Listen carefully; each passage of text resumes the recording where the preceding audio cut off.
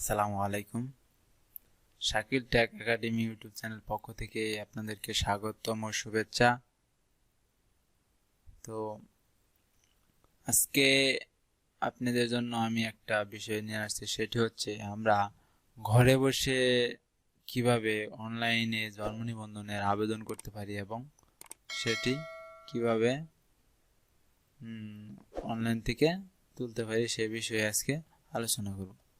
তো ভিডিও শুরু করার আগে আপনাদের কাছে আমার একটা রিকোয়েস্ট থাকবে, সেটি হচ্ছে যারা যারা আমার চ্যানেলে নতুন সবাই আমার চ্যানেলটাকে সাবস্ক্রাইব করে দিবেন এবং লাইক কমেন্ট শেয়ার করে দিবেন। তো আশা করি আল্লাহর রহমতে আপনারা সবাই ভালো আছেন এবং সুস্থ আছেন। তো আর বেশি লম্বা না করে চলেন আমরা মূল ভিডিওতে চলে যাই, ঠিক আছে? তো আমরা প্রথমত একটা ব্রাউজার নিয়ে নিব।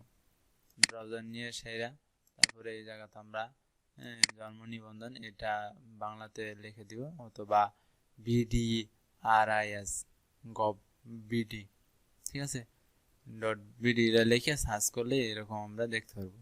তো তারপরে আমরা এই ওয়েবসাইটে চলে যাবো, জন্ম নিবন্ধন যে সার্ভার ওয়েবসাইটটা আছে সেই ওয়েবসাইটে আমরা চলে যাব। তো আমরা একটা নতুন নিবন্ধন কিভাবে করব সে বিষয়ে আজকে আলোচনা করব, ঠিক আছে? তো আমরা হোম বাটনে ক্লিক করব। হোম বাটন নেওয়ার সাথে সাথে এখানে দেখেন জন্ম নিবন্ধন, দেখেন অনেক কিছু আছে। জন্ম নিবন্ধন কীভাবে করতে হবে তো আপনারা দেখতে পারবেন, সমস্যা নাই।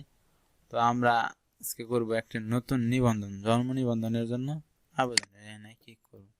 ক্লিক করার সাথে সাথে আমরা এরকম দেখতে পারবো, এখানে লেখা আছে যে আপনি নিম্নলিখিত কোন ঠিকানায় জন্ম নিবন্ধন আবেদন করতে চান, জন্মস্থানে, ঠিক আছে?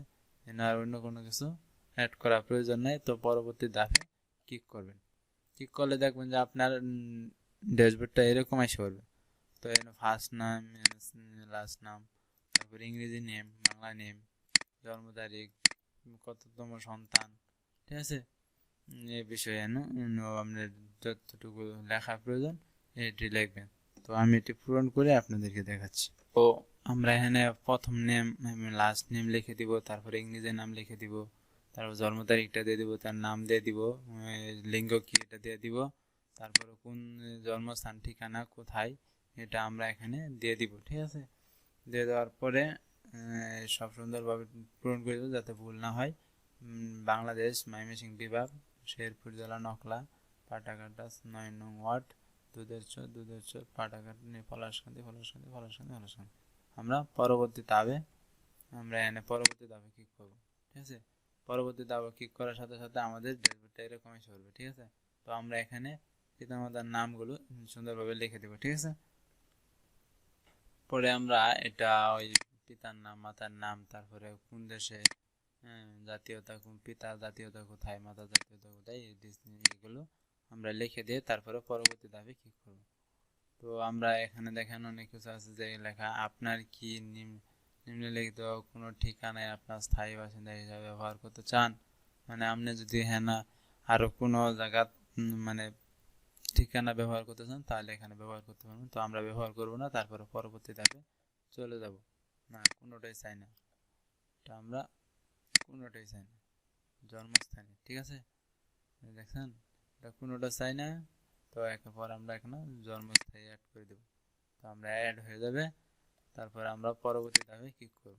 ক্লিক করার সাথে সাথে আমাদের এরকম আসে পারবে যে দেখেন এখানে দেখা যাচ্ছে যে নিবন্ধনটি ব্যক্তি 18 বছরের নিম্নে বয়স হলে পিতা বা মাতা অনুগ্রহ অভিভাবক বিধিমালা 9 হতে ক্ষমতাপ্রাপ্ত ব্যক্তির নিম্নে প্রত্যয়ন পূর্বে স্বাক্ষর ও টিপসই প্রদান করবেন, ঠিক আছে? তো আমরা পিতা দিয়ে দিলাম যে পিতায় আবেদন করেছে। তো আমরা এখানে একটা নাম্বার দিয়ে দেব।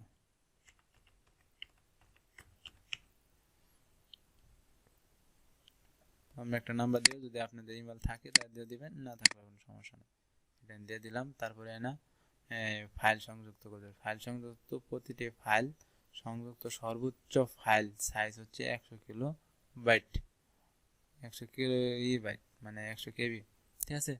তো সংযুক্ত ফাইলে ক্লিক করবেন। ক্লিক করে আপনার যে ফাইলটা আছে আমরা তার শিক্ষাগত যোগ্যতাটা দিয়ে দিলাম প্রথমে।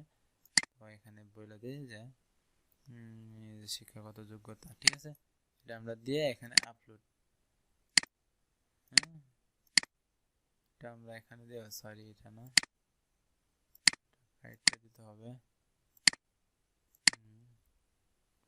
আমরা পাবো ডাউনলোডে, এটা নিয়ে আসবো, তাহলে আমাদের এটা কম ধরবে, ঠিক আছে। তখন এটা আমরা স্টেট দিয়ে দিব। তো এটা হয়ে গেল, পরে আমরা আবার সংযুক্ত দিব। তো আমরা পিতা মাতার এনআইডি কার্ডটা আমরা এখানে দিয়ে দিব, বা জন্ম নিবন্ধনটা আমরা পরবর্তীতে দিয়ে দিব, ঠিক আছে। তো তারপরে এই যে আমরা এখানে দিয়ে দিলাম। তো এখানে আমরা এই যে পিতা বা মাতা বা, ঠিক আছে, এটা আমরা ঘোষণা হালনাগাদ একটা, বা ওই আমরা একটা এই প্রমাণপত্র দিয়ে দেবো, ট্যাক্সের রসিদটা দিয়ে দিব এখানে, ঠিক আছে, দিয়ে তারপরে স্টেট দিয়ে দিব। তো আমাদের মোটামুটি শেষ হয়ে গেছে সব। তো তারপর আমরা পরবর্তী স্টেপে ক্লিক করব। পরবর্তীতে স্টেপে ক্লিক করার সাথে সাথে দেখতে পারবেন আপনাদের এনে সব কিছু ডিটেলস আসছে, ঠিক আছে। সব আবার দেখে নেবেন যে সঠিক আছে কিনা, ঠিক আছে। তো আমরা সব কিছু সুন্দরভাবে দেখে নিব, ঠিক আছে। দেখবো যে এগুলো কোনো কিছু ভুল হয়েছে কিনা, যদি ভুল হয় তাহলে আবার সংশোধন করবেন। তারপর এখানে সাবমিট বাটনে ক্লিক করবেন। ক্লিক করার সাথে সাথে আপনার এটি সাবমিট হয়ে যাবে। তো আপনার এই যে পিন নাম্বার, এই কোড নাম্বারটি আছে, এটা নিয়ে আপনি পরিশোধে যাইতে পারেন, অথবা আপনার আবেদন পিন কপি এখানে ক্লিক করে আপনি এখানে আবেদন পিনটি কপি করতে পারবেন, ঠিক আছে। তো আমি এখানে পিন করে দিই, ঠিক আছে। তো এই যে আমার আবেদন ফর্মটি হয়ে গেছে। তো এই ফর্মটি নিয়ে আপনি আপনার নিকটবর্তী কি বলে পরিষদ আছে, চেয়ারম্যান কর্তৃক পরিষদ আছে, সেই পরিষদে গিয়ে আপনি এই কাগজটা নিয়ে দেখালে, এবং কি ওনার সাথে যে আপলোড দিলেন সেই কাগজগুলো সাথে নিয়ে, তো আপনি পরিষদে যায় ওনাদের সাথে যোগাযোগ করবেন, তাহলে আপনার জন্ম নিবন্ধনটি অতি সত্ত্বর হয়ে যাবে, আপনার কোনো দৌড়াদৌড়ি করতে হবে না, ঠিক আছে। তো আপনাদের এই প্রসেসটি আমি আপনাদেরকে দেখাইলাম। তো ভিডিওটি যদি আপনাদের কাছে ভালো লেগে থাকে এবং কোনো উপকারে আসে থাকে, তাহলে আমার চ্যানেলটিকে সাপোর্ট করে দিবেন, লাইক কমেন্ট শেয়ার করে দিবেন। তো আপনারা যদি আমার চ্যানেলটিকে সাপোর্ট করেন, তাহলে আমি আরও নতুন নতুন ভিডিও দিব, শিক্ষণীয় ভিডিও দিব, এবং চাকরির অ্যাপ্লাইয়ের ভিডিও এইসব আমি দিয়ে থাকবো, ঠিক আছে। তো সবাই ভালো থাকেন, সুস্থ থাকেন। নেক্সট ভিডিওতে আবার দেখা হচ্ছে ইনশাআল্লাহ। আল্লাহ হাফেজ, আসসালামু আলাইকুম।